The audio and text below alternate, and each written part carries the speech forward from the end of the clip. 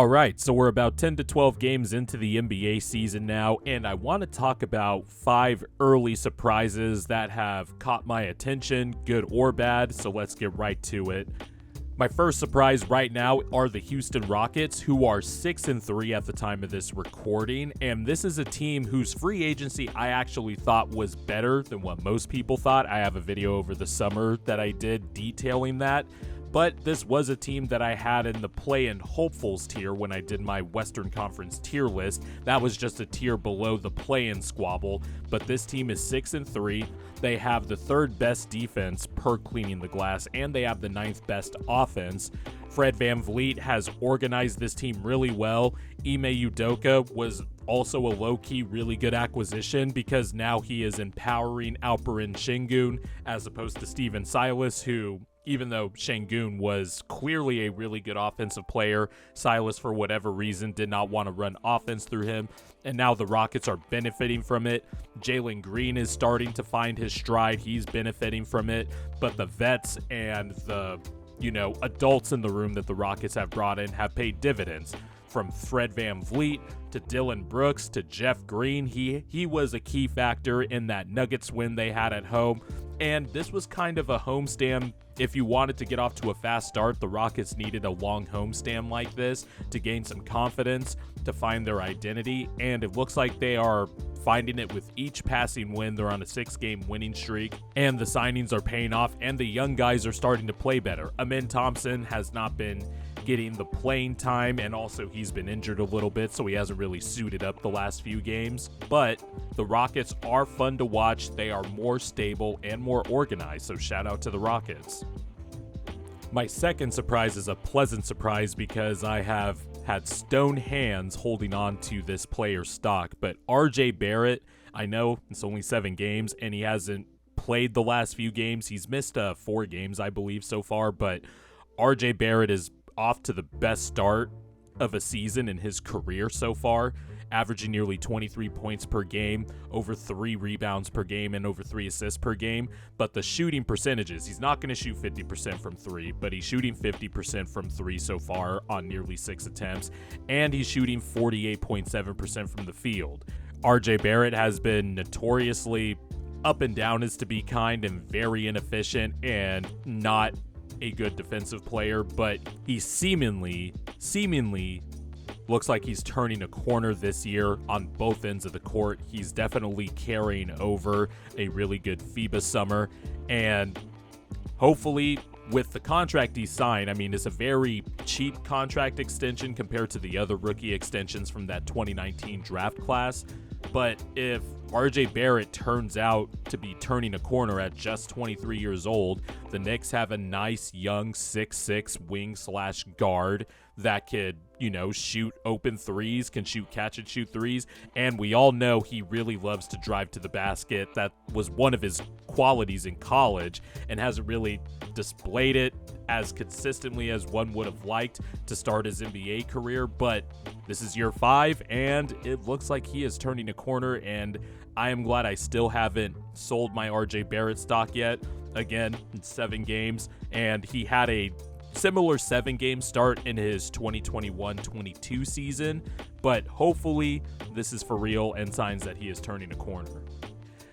Number 3 is the Detroit Pistons. I just did not think the Pistons were going to start off this badly. They currently have the longest losing streak in the NBA. They have the worst record in the NBA right now, and that includes a league that has the clown show known as the Washington Wizards. I just don't understand some of the Pistons' decision-making, especially when it comes to the development of their young lottery talent like Cade Cunningham. I don't know why you're starting 2 bigs together. I know I like Isaiah Stewart. I did a video on Jalen Duren. I think he is the big of the future, but this is just not conducive to growing Cade as your primary ball handler. He needs spacing. He needs space so he can get to the rim and get to the free throw line. It's hard to get fouled in the paint when you're operating in a phone booth. And just starting Asar Thompson, Isaiah Stewart, who honestly, even if he shoots like 38% from 3, you're fine with Isaiah Stewart shooting out there, because that means he's not crashing the glass. And that's really the only saving grace of that starting lineup of Killian Hayes, Cade Cunningham, Asar Thompson, Isaiah Stewart, and Jalen Duren is their offensive rebounding. But even with Bojan Bogdanovic out and a few other injuries, I just don't understand why you don't start like Jaden Ivey or Marcus Sasser in place of Isaiah Stewart. Like, you just got to have spacing around this guy. You got to develop this guy. Cade is a special player. The spacing would also help out guys like Asar Thompson, who is fantastic. I love Asar Thompson and what he has shown so far. It's just, I don't get it. And the Pistons have lost some close games. They have shown some flashes, but they are just shooting themselves in the foot with some of these lineups they're playing, these double big lineups that, quite frankly, these bigs that they have, I mean, I wouldn't even start them together. I would stagger them. I would have, a stretch four or something like that, or put Bojan Bogdanovic when he comes back. I would put him at the 4. There's just a lot of things they should be doing to help out their lottery picks, and they should not be 2-10 at this point. It's actually kind of ridiculous that their record is not better to this point. I know it's early, but it seems like they are also constricting themselves with some of the decisions they're making. My fourth surprise is the Dallas Mavericks are top 5 in pace. They're 4th in pace per NBA.com, and that is easily the highest the Mavericks have been in pace in the Luka era. Again, it's early. That's why this video is called Early Surprises. But the fact that they're 4th, the fact that they're running, the fact that Luka is filling lanes the few times he doesn't get the ball and Kyrie's advancing the ball up the court, or hell, even Jaden Hardy from time to time, the Mavericks are pushing the pace, and that's a big reason why they've got off to a really good start at 9-3. In the Luka era, the highest the Mavericks have finished in pace was 18th, and those were the first 2 years of the Luka era, where his rookie year he finished 19th, and his second year Mavericks finished 18th. But last year, the Mavericks were 28th. The year before that, when they made the Western Conference Finals, they were dead last. It seems like they have made a concerted effort to get more easy offense by pushing the pace. Luka is in shape. He is more engaged on the defensive end. The Mavericks have the lob threat in Derek Lively. They have wings around Luka and Kyrie, like Derrick Jones Jr. I think Josh Green should start. I'm pretty sure everybody on basketball internet thinks Josh Green should be the consistent starter.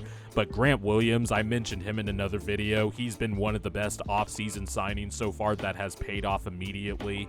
The Mavericks are good, and the fact that they are top 5 in pace is a big reason why, because Luka's a genius. You get that guy in transition, he's just going to make great decisions, and he'll make great decisions in the half court. So shout out to the Mavs for being top 5 in pace. I was not expecting that from a team that is historically slow, because their franchise player likes to have the ball in his hands and be deliberate and dissect the defense.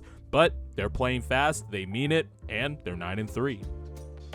And then my 5th and final, I guess, early season surprise is I did not expect the Charlotte Hornets to be dead last in defense. And I know people who maybe haven't watched the Charlotte Hornets the last few years are probably thinking, well, duh, of course the Hornets are going to be last in the NBA in defensive rating. But if you paid attention last year, post All-Star break, the Hornets were 7th in defensive rating, and really they were 2nd in defensive rating if you just take out the last 2 weeks of that season when the Hornets had nothing to play for, etc. But I did not expect the Hornets to be dead last in defense, return to bad old habits of the Hornets of past years, and, just not look as crisp on that end of the floor. I mean, Dennis Smith Jr. is an awesome on-ball point of attack defender, especially at the guard position, but he shouldn't be that big of a loss. You still have Mark Williams. Brandon Miller is the prototypical size for a wing. LaMelo Ball, he's shown a little bit of strides on that end this year. I will give him that. But you have versatility. I just can't believe a Steve Clifford coach team is dead last in defensive rating at this point in the season.